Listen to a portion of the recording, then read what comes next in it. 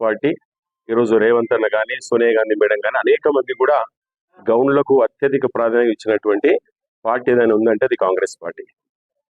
గతంలో ఏదైతే నీరా కేఫ్ ని టూరిజం శాఖలో పెట్టిన తర్వాత వాళ్ళు డిమాండ్ రూపంగా ఒక మీటింగ్ పెట్టి మాజీ మంత్రివర్యులు శ్రీనివాస్ గౌడ్ గారు వచ్చి డిమాండ్ రూపంగా మాట్లాడడం జరిగింది.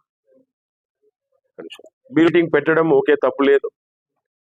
మేము ప్రభుత్వ పరంగా ఖచ్చితంగా సేఫ్టీ కిట్లు కూడా మేము గతంలో ఎప్పుడు ఇవ్వలేదు, అప్పుడు మాట్లాడినారు కానీ ఆ ప్రభుత్వంలో ఇవ్వలేదు సేఫ్టీ కిట్లు. సాక్షాత్తు రేవంత్ రెడ్డి అనే ముఖ్యమంత్రి గారే వారు వచ్చేసి అబ్దుల్పూర్ మెట్టు దగ్గర సేఫ్టీ కిట్లు ఇచ్చి అందరికి కూడా గౌడ్లకు అభయహస్తం ఇవ్వడం జరిగింది. అదేవిధంగా ఏదైతే నీరా కేఫ్ టూరిజం శాఖలో ఉందో దాన్ని కూడా జీవో తీసుకొని ట్యాడీ ట్యాపర్స్ కార్పొరేషన్ లో కలపడం జరిగింది మొన్న.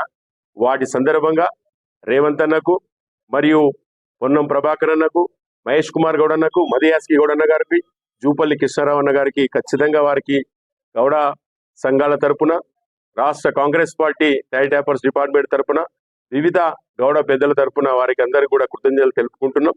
అదే సందర్భంగా ఈరోజు నీరా కేఫ్ దగ్గరనే వారి కృతజ్ఞత భావంగా వాళ్ళకి పాలాభిషేకం మరియు నీరాభిషేకం చేయడం జరిగింది.